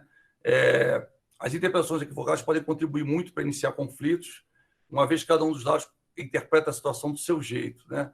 Então, às vezes, você faz uso de uma ideia, uma proposta que visa favorecer determinada parte, você se bate muito naquele negócio e aquilo pode gerar uma interpretação equivocada. Outra coisa que acontece também, por exemplo, né? A pessoa usa algumas expressões, ou usa de sarcasmo, ou faz determinado tipo de comentário rude, né? Aquilo pode gerar uma interpretação equivocada. Às vezes a pessoa está brincando, mas a outra parte está tensa e aquilo, com isso, acaba virando um conflito. Como assim? Eu já vi várias pessoas vendendo carro, levar o carro que eles tanto amam, né? Gostavam tanto, que tinham toda uma relação com o carro, né? Aí leva para uma venda, uma concessionária, o cara avacalha o carro, coloca um bolão de defeito. Claro, por que ele faz isso? Para você desvalorizar o carro mentalmente e aceitar a proposta dele. É uma estratégia. Aí o cara joga um monte de coisa ruim, você vai e aceita. Pô, beleza, me dá isso aí. E depois você se arrepende. Por quê? Porque o cara desvalorizou para isso. Foi uma estratégia, né? E às vezes acontece isso também e você vai embora. Já aconteceu comigo. Uma vez eu fui numa concessionária, bem no início, foi meu primeiro carro, né? O cara, meu segundo carro, porque o primeiro eu vendi mal, né? Daquele jeito que eu já te falava para você. O meu segundo carro, quando eu fui vender, eu estava tão traumatizado com a história do cara que veio na minha casa que eu quis negociar numa concessionária, né? Esse lado que eu estou falando tem tudo a ver com coisas que já aconteceram comigo, que eu, graças a Deus, pude superar. Depois eu levei numa concessionária perdendo dinheiro, e o cara chegou e detonou meu carro. Uma concessionária detonou. Aí eu virei pro cara e falei assim, o cara tá tão ruim, como é que você vai comprar? Eu também, às vezes, né, o cara ficou zangado comigo. Falou assim, ué, mas tá tão ruim, você estava avacalhando tanto o meu carro, e você, assim mesmo, você quer comprar? Pois é, mas agora quem não quer vender sou eu. Eu fui embora, entendeu? Eu fiquei irritado, né, com a forma que o cara usou. O cara usou um argumento meio, sabe, pedante, meio tipo assim, você vai trazer esse lixo aqui, mais ou menos assim, né? esse lixo aqui, eu compro porque você vai comprar outro carro. Cara, quando ele fez isso, eu falei, não, eu vou tirar esse lixo daqui, pode deixar, eu não vou... Para você, eu não vendo mais, não. Você podia me oferecer até quanto que eu queria, que agora eu não vendo mais. Porque gerou raiva, né? A interpretação equivocada que ele falou. Ele estava usando uma estratégia, mas na hora me pegou de surpresa e eu não gostei. Falei da emoção, né? Não vou falar muito da emoção, mas às vezes a emoção ela pode ser danosa para a pessoa, no sentido de gerar um ressentimento, gerar uma valorização demasiada do ego, na vaidade, né?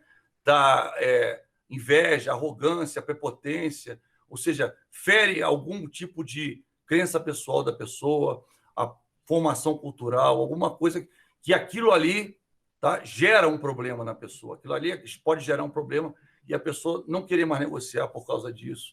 Às vezes, uma expressão que você fala no meio do processo de negociação, a pessoa te diz... Isso acontece às vezes até em relacionamento, né? Você já deve, com seu namorado, sua namorada, seu marido, sua esposa, né? Já deve ter acontecido isso. Você vai, a pessoa fala a palavra errada, na hora errada, no momento errado, e aquilo ali vira uma catástrofe. Isso acontece em negociação também. As pessoas estão conversando, daqui a pouco o cara faz um comentário, às vezes jocoso, até querendo ser engraçado, e é mal interpretado, e aquilo gera uma emoção, gera uma raiva, e aí ou o cara faz um negócio, né? O cara vem com aquela famosa frase, perdido por 10, perdido por 100, perdido por 8.800, né? O cara joga uma dessa e joga a toalha, né? E aceita uma negociação que não é benéfica para ele, ou o que é pior, ele encerra a negociação e fala, cara, não quero mais negociar com você, não. E pronto. Por quê? Porque mexeu com emoção, mexeu com algo interno, né? Falei para você, volto a repetir, a emoção só prejudica na negociação. Se você chegar e demonstrar que você quer muito uma coisa, aquilo pode levar o cara a não negociar, ficar inflexível com relação à proposta dele. Se, por outro lado, você também mostrar muito desdém, não estou nem aí, o cara fala, cara, esse cara, por ele estar demonstrando muito desdém, não vai querer negociar comigo, então nem vou adiante, tá? Então, isso tudo pode acontecer. A ideia é você tentar ser o mais isento possível. Eu sei que tem gente que gosta, né? Até quando fala, coloca emoção naquilo que fala, coloca uma certa... Mas na hora de negociar, você tem que ser mais isento, mais frio mesmo. Poker face, né? Como diria, né? Alguns cantores aí, poker face. Chega lá e... né? Problemas da comunicação, tá? Como o conflito pode comprometer a negociação, às vezes, né? A gente já falou bastante de problemas de negociação, então não vou voltar a falar sobre isso, mas às vezes, determinados detalhes que você diga no momento errado, da forma errada, ou que possa, às vezes, desrespeitando, inferiorizando uma pessoa, uma situação, determinado tipo de atitude, aquilo pode ser extremamente danoso, né, para a pessoa, quando você coloca. Então, por exemplo, às vezes você faz um negócio, esse teu carrinho aí, ou a pessoa fala, esse teu produtinho aí, ou essa tua firmeca, aquilo ofende a pessoa. E a pessoa pode, a partir dali, gerar um problema com o negociador e acabar com a negociação ali. Tá? Então, se você desrespeita, inferioriza, valoriza muito a sua posição, desvaloriza a posição do outro, né? Não respeita, né? Porque a ideia, mesmo que o argumento do cara seja falho, seja para usar uma estratégia, né? Está usando uma estratégia mal, às vezes, e aquilo está bem claro para você, até por uma questão de respeito pessoal, de valorização das pessoas, né? Da pessoa humana. Sem respeito, você, né? Finge que concorda, vamos dizer assim, sei o quê, dá uma de bobo, né? Às vezes é melhor o bobo, mas que fecha um negócio, do que o esperto que não consegue fechar nada. Eu sempre falo isso para as pessoas, né? Tem uma piada, não sei se você já ouviu essa piada, né? A piada é uma historinha, né? Que era um cara que estava num bar e o cara se fazia de bobo, né? O tempo todo se fazia de bobo. E aí chegava o cara, quer ver, eu vou pegar esse bobo. Chamava o cara, e o cara vinha com 2 moedas, falava assim, pegava uma moeda de R$1, não sei se você já ouviu falar dessa piada, e uma moeda de 50 centavos e mostrava para o cara, qual moeda que você quer? O cara olhava assim, fazia uma cara meio de doidão e pegava uma moeda de 50 centavos. E o cara, tá vendo? Que trouxa! Bobo, não sei o que lá. Aí um dia o cara ficou tocado com aquilo, viu que o cara estava ridicularizando o outro, né? E aquele cara vivia no bar, né? Ele não trabalhava, vivia no bar, né? E aí um dia, ele já chateado, o cara esperou e todo mundo embora, ele voltou para o bar, foi falar com o cara. E aí virou para esse cara, né, que fazia esse negócio, falou assim, cara, você está passando uma vergonha, cara, o cara te mostra 2 moedas, você sempre pega de 50. Aí o cara, sério, aí ele se mostrou sério, falou, não, obrigado, você está querendo me ajudar, mas o dia que eu pegar de R$1, nunca mais ele vai me oferecer a moeda. Ou seja, o cara que estava dando uma de bobo, era mais esperto do que o cara que estava brincando com ele da moeda, né? Essa história. Então, muitas vezes é isso. Às vezes o cara que está negociando, ele mesmo que se faz de bobo, faz de desentendido, para conseguir lograr. Qual o teu objetivo? Meu objetivo é lograr êxito na negociação. Então, às vezes, se fazer de bobo não é ruim, não é tão ruim assim, tá? Então, agora, aquele negócio, quando você gera um conflito através de uma palavra, acho que eu comentei com vocês que eu tinha um amigo, cada 10 palavras que ele falava 12 palavrões. Terrível. Que quando você conhecia, a primeira vez eu tive impacto, tá? Conheci o cara, ou seu filho disso, ou seu isso, seu aquilo outro. Olhei para a cara dele assim e falei, quem é esse cara para me chamar disso? O cara nem me conhece, quem é esse cara? Mas eu não falei nada. E eu percebi que era o jeito do cara. E ele falava com um tom mais legal, mais agradável, e achava que estava sendo descolado, né? Mas a primeira vez eu tive um choque, eu quase não falo palavrão, eu tive um impacto quando o cara fez isso, né? Falei, cara, filho da mãe, que negócio é esse cara me xingando? Que absurdo, né? Ou seja, o quê? É um problema de comunicação. Ele acha que aquilo é legal, que é descolado. Para mim, aquilo é terrível, entendeu? Então, quer dizer, como a gente não sabe, a ideia é que a gente tente usar uma linha, né? Uma linha comportamental única. Não ter assim, às vezes a pessoa, eu quero caracterizar minha personalidade, até se veste um papel, mas na verdade é justamente o inverso. A gente tem que tentar ter uma certa uniformidade nas nossas ações, principalmente no meio de uma negociação. Não parecer que é super legal, que é super descolado, não. Tentar ser uma pessoa, né, de uma forma profissional, agir de uma forma profissional, de forma que você não tenha um problema de comunicação. Às vezes, evitar o uso de alguma expressão muito rebuscada, ser bastante objetivo. Para quê? Para você conseguir lograr êxito na negociação. E a pior de todas, essa é a pior de todas, é a obscuridade, tá? A obscuridade é um fator ocasionado, né, quando uma das partes, de maneira proposital, quer esconder algumas das reais intenções por trás daquilo. Existe uma estratégia, que você vai ver mais adiante, né, que você esconde propositalmente um aspecto da tua negociação. Isso é uma estratégia. Isso não é legal, tá? Mas às vezes é necessário. Não é muito legal, mas às vezes é necessário. Por quê? Porque a outra pessoa... Por exemplo, digamos que eu quero negociar com você e eu sei que o meu preço está acima do mercado, tá? Ou seja, eu tenho um custo de produção muito elevado. Eu produzo caneta, tenho um custo de produção muito elevado. E então, o que eu vou fazer? Eu vou negociar com você. Eu sei que o meu preço é ruim, que você não vai gostar do meu preço. Eu tenho certeza que você não vai gostar do meu preço. Então, o que eu faço? Tá? O que eu faço? Eu vou falando um bolão de coisa, né? Eu tento te convencer, eu falo dos benefícios do meu produto, da minha empresa, do que eu vou te oferecer, de outras coisas que eu vou te oferecer, de brinde, de reloginho, de não sei o que, não sei o que lá, mas eu não falo do preço. E aí, no final, quando já está tudo fechado, eu viro para você e falo assim, olha, vou fazer o cheque de conta de tanto. Aí você, na hora, faz assim, mas como você já aceitou, você até releva, né? Mas o que acontece? É uma estratégia. Mas algumas coisas, às vezes, você de propósito esconde. Vou dar um exemplo. Tinha um carro, esse exemplo muito legal. Nos anos 90, tinha um carro de uma certa empresa, não vou falar a empresa, não vou falar qual é o carro, mas o que acontecia com esse carro? Ele tinha combustão espontânea. Como assim, professor? Era um carro importado, que determinada montadora trouxe para o Brasil para vender. Tá? O carro era muito bom, o ar-condicionado do carro era espetacular, era um carro confortável, um carro muito bom mesmo. Só que ele tinha um problema. Tinha um cabinho da direção hidráulica, passava por cima daquela parte de baixo do motor que fica em brasa. Não sei se você já viu. Às vezes você anda numa estrada, abre o motor, tem uma parte que fica clara. Por que aquela parte está clara? Porque ela está em brasa. Se você botar o dedo lá, vai queimar o dedo. Se você botar um plástico, ele vai derreter. Porque ela está em brasa. Aquilo ali é onde acontece a explosão do motor, né? É o bloco. O bloco, ele fica em brasa, o bloco, né? Porque ele chega numa temperatura de mais de 100 graus, né? Bem mais de 100 graus. Tanto é que até para colocar é uma liga, né? Se você botar determinados metais ali, eles vão derreter, vão estragar, vai dar problema. Então, o que acontece? Você deixava o bloco ali, né? Deixou o bloco ali e colocou. Aí, o que aconteceu? Chegou e aquele fio passava por cima do bloco. Se você fazer uma viagem, o que acontecia com o cabo? Com o tempo, aquele cabo que era de borracha, apesar de ser protegido, a borracha começava a ceder e o cabo ia descendo. Tinha uma hora que o cabo descia e encostava no motor. Quando ele encostava no motor, era só uma questão de tempo. O motor, quando estivesse em brasa, derretia o cabo arrebentava, soltava o líquido da direção hidráulica em cima do motor e o carro pegava fogo. Impressionante, né? Mas é verdade. Esse carro ele saía da fábrica, era importado e tinha esse problema. Tá? Eu não vou dizer qual é o carro, eu volto a falar. Depois que tiver que parar de gravar, se você quiser, eu falo. Mas, por enquanto, deixa para lá. Então, o que aconteceu? O carro estava lá e aí derretia, né? Esse troço pegava fogo do nada. E o que as pessoas faziam? Escondiam esse fato.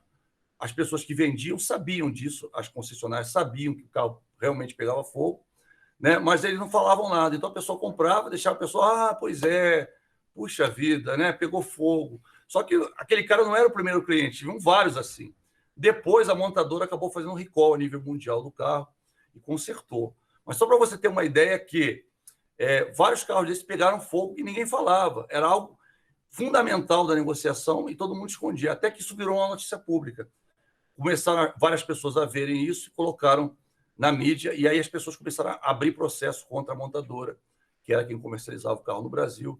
E aí o que a montadora fez? Desesperada, ela ligou para a sede e aí a sede resolveu fazer um recall mundial e consertar o problema, né? Mas até consertar o problema, vários carros pegaram fogo e isso era propositalmente escondido, tá? O que acontecia com o cliente? Ficava revoltado. Vários clientes falaram, nunca mais compro o carro daquela marca, tá? Porque o cara teve um problema desse, um aborrecimento, né? Muitas vezes o seguro até pagava, etc. Até que descobriram que era um problema do carro, e o seguro parou de pagar. Mas só para você entender que foi algo assim, foi obscuro. As pessoas que vendiam sabiam disso, mas não falavam, tá? Por incrível que pareça, isso acontece muito no mundo dos negócios. A pessoa pega uma falha que ela sabe que existe o produto dela e propositalmente não fala. Por isso que eu até comentei com você. A gente não deve mentir, mas a omissão, ela às vezes faz parte do negócio. Nem todo mundo tem o seu produto melhor, a sua forma melhor de agir, tá? E aí, nesses casos, o que vai acontecer? Nesses casos, você tem que sempre priorizar, sempre evitar falar, esconder mesmo, é uma estratégia, como eu falei, mas quando aquela coisa vai implicar num problema, né, aí entra a parte ética, né? Eu acho que a gente tem que sempre primar pela parte ética, né? Eu, por exemplo, tenho uma pessoa que eu ia comprar uma câmera outra vez e a câmera tinha um problema. O que a pessoa fez? Ela tirou uma foto do problema e mandou para mim e disse, olha, ela está com esse problema aqui. Eu estou vendendo a X, mas ela está com esse problema aqui. Você quer? O que eu fiz? Eu liguei para a autorizada, falei, para consertar, quanto é X? Aí eu falei, não compensa. Aí eu virei para ela e falei, olha, eu não vou comprar a sua câmera porque se eu for consertar, eu vou pagar tanto. Ah, não, você vai pagar X. Eu falei, não, aí você está mentindo para mim. Eu já liguei para a autorizada da câmera, que é o único lugar que conserta aqui no DF, tá? E ele disse que é X. Tá? E outros caras eu tentei ligar e as pessoas falaram que não era. Só pelo fato da pessoa ter jogado isso comigo, eu já fiquei zangado, não compro mais nada dela, vamos dizer assim, porque eu já não confiei. Ela podia ter sido honesta, ela foi honesta até no sentido de mostrar, mas era algo que eu descobri. Mas na hora de falar que aquilo era mais caro, e até o motivo dela estar vendendo é esse, né? Ela não falou nada. Eu fiquei chateado, falei, não, tudo bem, não vou negociar a câmera, né? Deixa para lá, pronto. Depois teve um caso do apartamento que eu vou contar na aula que vem, que é muito interessante, que usaram nesse sentido de obscuridade comigo, tá? E era um problema bem sério, eu fiquei com muita raiva da pessoa, inclusive tomei uma providência por conta disso, tá? Pessoal, falta um minutinho para a gente terminar a nossa aula, não é isso? É 9h20, né? Nossa aula termina, não é?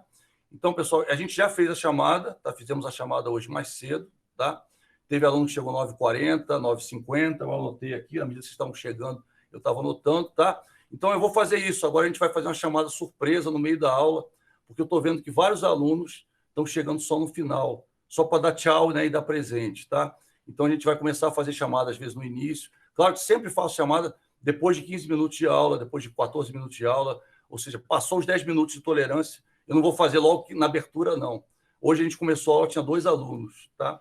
2 alunos a gente começou a aula, quando eu ia abrir, até esperei entrar mais 2 para poder começar a aula, tá?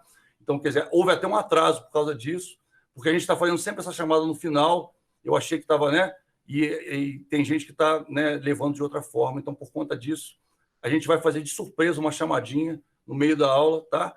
Que a ideia é que mais gente permaneça na aula, tá legal? Grande abraço para todos, muito obrigado por ter ficado comigo até aqui, bom final de semana para você, grande abraço, tá? E a gente se vê na nossa próxima aula, né? Tá legal? Obrigado. Vou parar de gravar. Bom dia, professor. Eu cheguei, acho que 8 ou 8h10. Eu acho que não, viu, Alberto? Acho que você chegou um pouquinho depois. entendeu? Porque